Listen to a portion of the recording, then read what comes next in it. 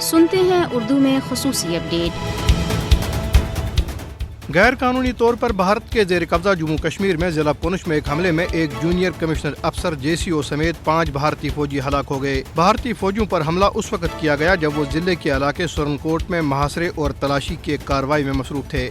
قابض فوجیوں نے اپنی ریاستی دہشت گردی کی تازہ کارروائیوں میں 2 کشمیری نوجوانوں کو شہید کر دیا۔ فوجیوں نے نوجوانوں کو ضلع بانڈی پورہ کے علاقے شاہ گنڈ اور ضلع اسلام آباد کے علاقے خا گنڈ میں محاصرے اور تلاشی کی 2 الگ الگ کارروائیوں کے دوران شہید کیا۔ قابض فوجیوں نے بانڈی پورہ اور اسلام آباد اضلاع میں تلاشی کارروائیوں کے دوران 5 نوجوانوں کو گرفتار بھی کیا۔ خا گنڈ میں آپریشن کے دوران بھارتی فوج کا ایک اہلکار گولی لگنے سے زخمی ہو گیا۔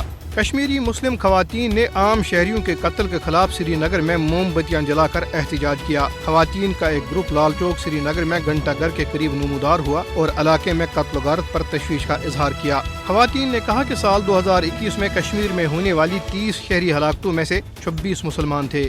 کل جماعتی حریت کانفرنس نے حریت پسند کشمیری عوام سے پرزور اپیل کی ہے کہ وہ فسطائی مودی حکومت کی طرف سے وسیع پیمانے پر نسل کشی اور حریت رہنماؤں اور کارکنوں پر کالے قوانین کے نفاذ کے خلاف 15 اکتوبر جمعے کو مکمل ہڑتال اور سول کرفیو نافذ کریں۔ حریت کانفرنس نے بیان میں نئی دہلی کی تہاڑ جیل میں نظر بند ڈاکٹرانی ملت کی چیئرپرسن آسیہ اندرابی، ان کی ساتھیوں فہمیدہ صوفی، ناہیدہ نسرین اور دیگر پر بھارتی تحقیقاتی ادارے NIA کی طرف سے نام نہاد فرد جرم عائد کیے جانے کی شدید مذمت کی۔ انہوں نے کہا کہ جعلی چارج شیٹ ان کے عدالتی قتل کی گہری سازش کے تحت دائر کی گئی، جس طرح مقبول بٹ اور محمد افضل گرو کے ساتھ کیا گیا۔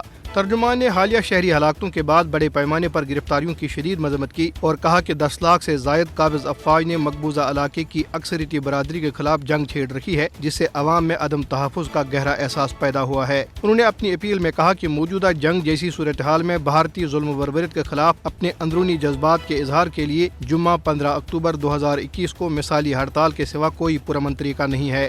حریت ترجمان نے امید ظاہر کی کہ تاجر، ٹرانسپورٹر، ملازمین، طلباء، وکلاء، دانشور اور صحافی سمیت تمام شعبۂ زندگی سے تعلق رکھنے والے لوگ اس موقع پہ آگے آئیں گے اور فسطائی بھارتی حکومت اور اس کے قابض افواج کی طرف سے مقبوضہ علاقے کے طول و عرض میں جاری ریاستی دہشت گردی، انارکی، استعماریت، سامراجیت، نسل کشی اور انسانی حقوق کی خلاف ورزیوں کے خلاف اپنے غم و غصے کا اظہار کریں گے۔ میر وائز عمر فاروق کی سرپرستی میں قائم حریت فورم نے بھارتی فورسز کی طرف سے پوری وادی کشمیر میں جاری پکڑ دکڑ اور گرفتاریوں کی کارروائیوں پر شدید تشویش کا اظہار کیا ہے۔ حریت فورم نے کہا کہ بھارتی فورسز نے مقبوضہ وادی میں 900 سے زائد کشمیریوں کو گرفتار کر کے مقبوضہ علاقے میں خوف و دہشت کا ماحول قائم کر دیا ہے۔